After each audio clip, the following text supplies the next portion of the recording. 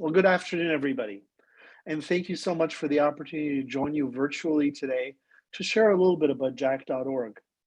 Although I didn't get a chance to speak with you last time I joined this meeting, listening was a really good way to understand that Jack.org is well aligned with the Rotary Club in general and of Kingston in terms of our values, our core values. So I am Naguib Gouda. I live with complex post-traumatic stress disorder, depression, and severe anxiety. I'm fortunate to have had a great personal and professional life. And I'm also fortunate that although I kept all of this to myself until age 30, only sharing it with close friends and family at that point to get help, I shared it publicly and openly with the world just before COVID arrived in an effort to help end the stigma and to support young people with mental health issues. Just Google my name if you're interested in seeing it. It's on YouTube. Boy, do I wish Jack.org existed when I was a high school student, a teenager, a university student, and a young man. Hearing about Jack.org shortly after my talk, I was determined to join that team and to make a difference. This is my very first presentation since joining Jack.org in mid-November of last year. They finally let me out.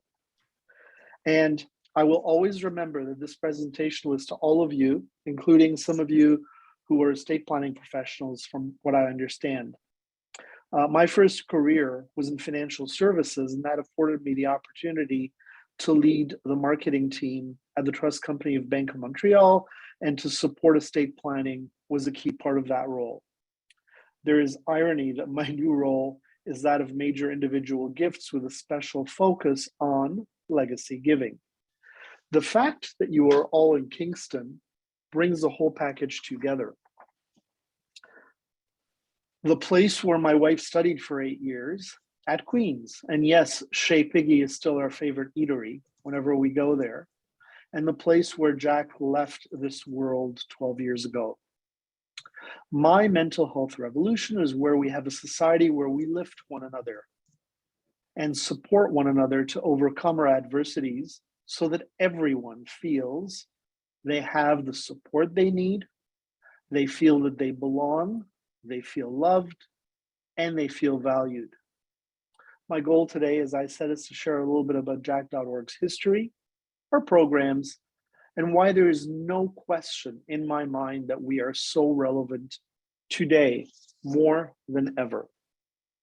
As you've already heard, Eric Windler and Sandra Hannington founded Jack.org after they lost their eldest son, Jack, to suicide in 2010, while he was in his first year at Queen's. At the time, they had no idea that Jack was struggling, as those around him were unaware of how to recognize signs of struggle. Jack either didn't know how to reach out for help or where to find the resources, or he was too afraid or ashamed to ask. Sadly, Jack's story is not unique, as I'm sure you can all appreciate. Suicide is the leading health-related cause of death among young people, accounting for 25% of youth deaths. Further, young people are among the least likely to access the support they need when they are struggling. Our mission at Jack.org is to empower and train young leaders to ensure they have the education and the resources that they need to take care of not only themselves, but their peers, and make lasting change to mental health in their communities. A quick chronological history of our organization shows you that our work began in partnership with Kids Help Phone, a strong partnership that exists today. And the Jack Project laid out the foundation of the organization, as did the work in collaboration with Queen's University, all through conversation, listening, research, and advice from subject matter experts. In 2013, Jack.org officially became an independent national charity, and today We have 74 full-time employees, around 3,000 young leaders in over 200 communities from coast to coast to coast. Let me share some sobering statistics with you. Mental health is the biggest issue, as I said, facing young people today.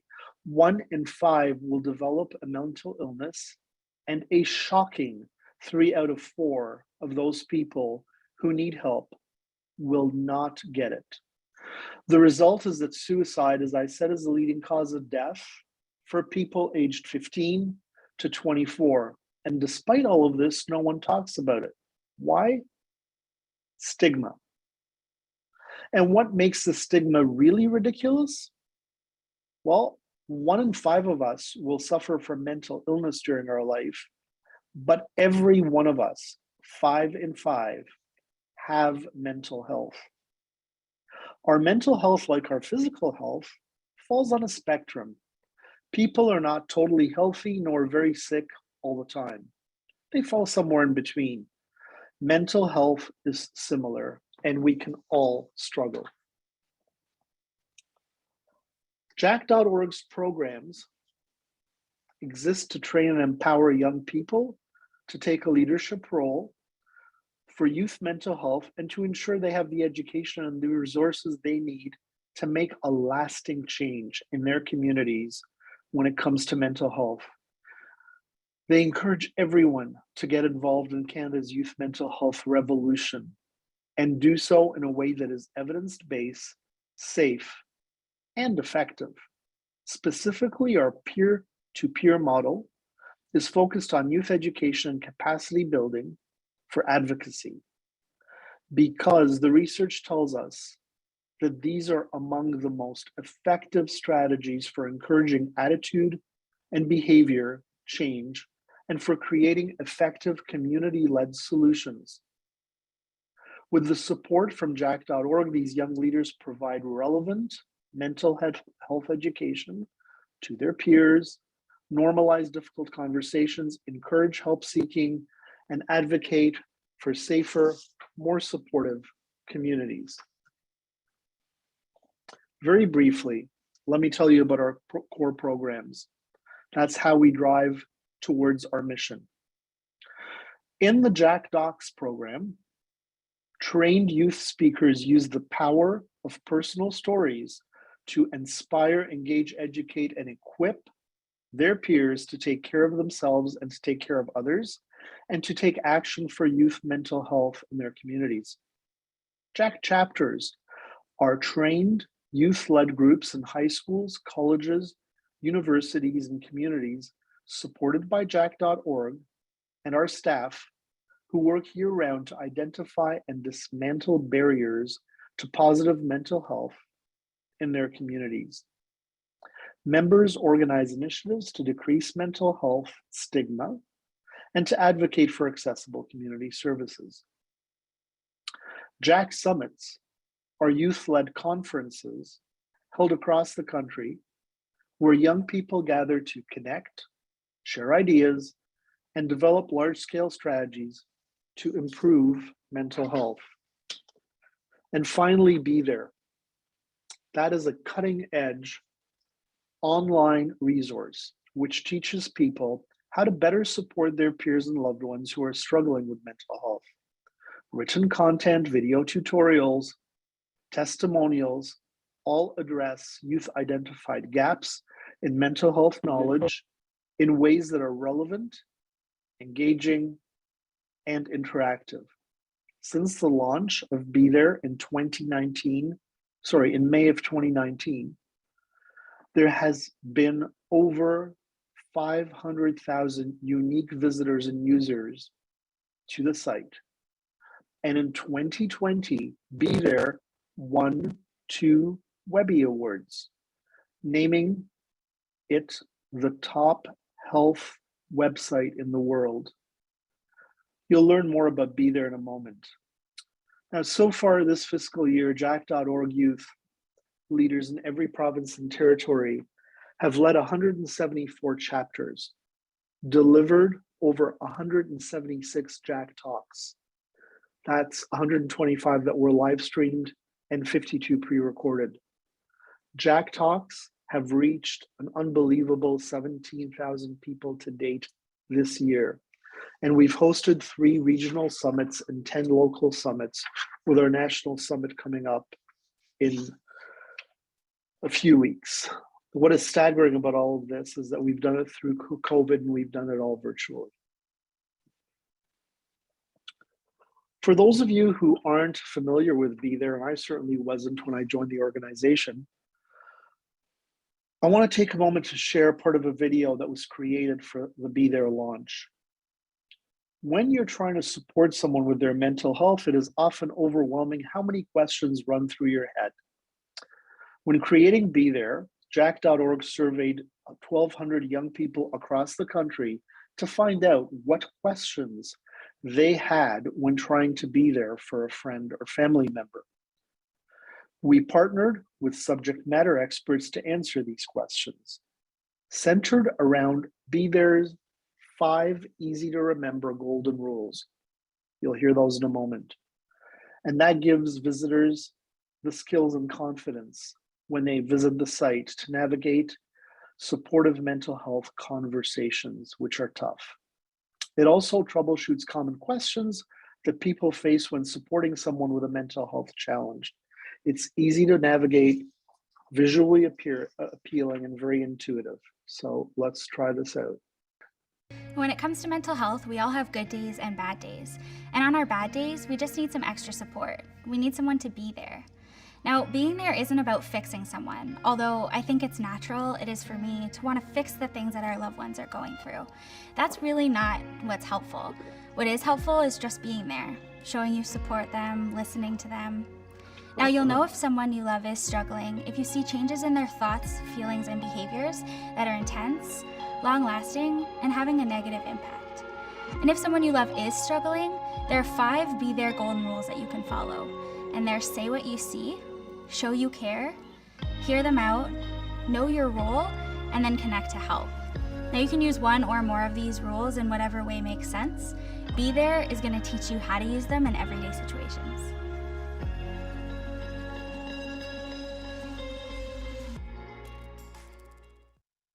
When we learned that student leaders across the country were turning to Be There for helpful mental health information, we knew there was a need for something more. The Be There certificate will guide participants through the content and recognize their efforts. We will continue forward with our newest innovative digital resource, the Be There certificate, which will be launched in about 2 months now, in English, in French, and in Spanish. And if you're wondering why in Spanish, we're doing this jointly with a US organization where Spanish, as you know, is the second language. In the aftermath of the pandemic, more young people than ever were visiting bethere.org to learn how to support loved ones through mental health struggles. Our young leaders expressed that they were interested in a way to earn recognition for their efforts in learning the content.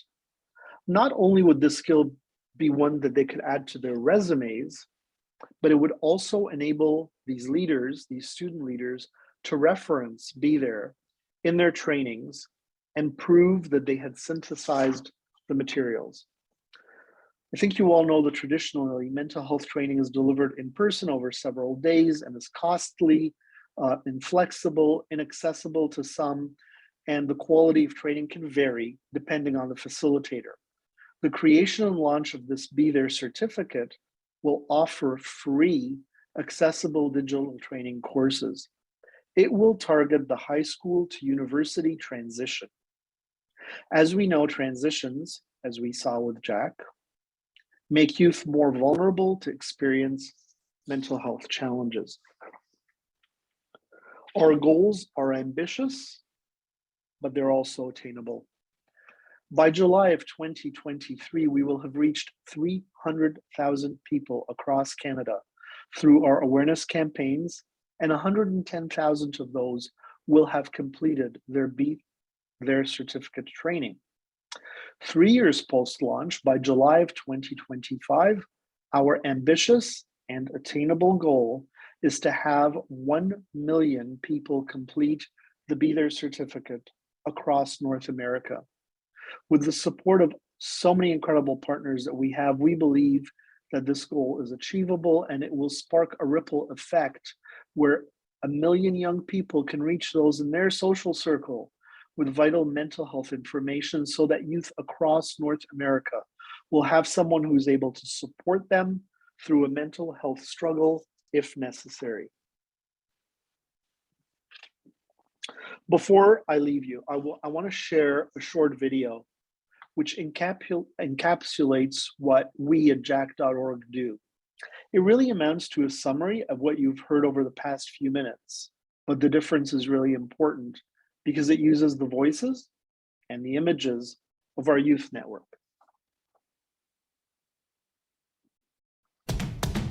Why do we do what we do? Because suicide is the #1 health-related cause of death for young people in Canada.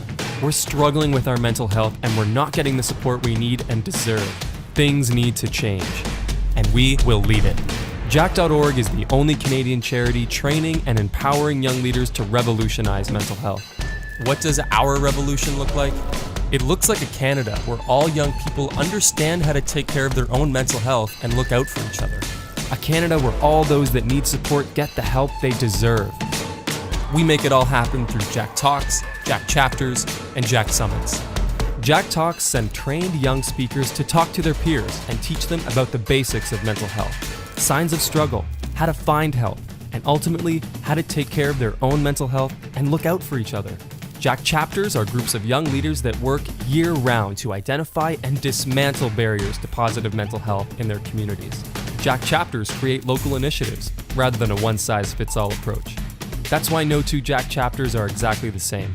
Jack Summits help build the leadership and advocacy skills of young people across Canada. Each Jack Summit brings young leaders together to learn from each other and develop strategies to amplify our collective impact. With a network of thousands of young leaders in every province and territory and over 10,000 individual donors, partners, and collaborators fueling our work, we're just getting started. Join the movement. So before I leave you, first of all, I just also wanted to mention that Kingston has one of the largest chapters across the country and is hugely involved. And you can imagine, obviously, why, given that Jack went to Queens and this is where this happened. It is a small world. One of our next door neighbors, who's a school teacher, just a couple of blocks away from our house, and I were talking, and I found out that he was the Don in the residence, and he's the one who found Jack in his residence room. It's unbelievable how small this world is. So I wouldn't be doing my job as a fundraiser and especially as a passionate employee of jack.org if I didn't suggest how you might get involved moving forward. Volunteering, hosting a fundraiser or an awareness event, we call them DYIs, do your own event, volunteering at our major events. There are lots of ways to volunteer with jack.org. Participate or sponsor the Jack Ride and the Brain Freeze. So you can consider signing up or making a donation to the Jack Ride event. The ride can be virtual. It has been for the last couple of years, although this year in Toronto, we are trying to get 1,000 people to do it in person. I will be one of those people. And I understand that the same is happening in Kingston. But you can do it on your own stationary bike or Peloton at home or alone or with a group of friends outdoors. COVID has put us in a place where we have to be comfortable and we have to do things that are comfortable to the people taking part. But it's simple, just Google Jack Ride and it'll lead you through it. No donations too small if you don't participate, and you can sponsor anybody you want. If you're really stuck, you know my name. I also would encourage you to talk to people about mental health, just like I'm doing, especially young people in your life. Help take that stigma away, please.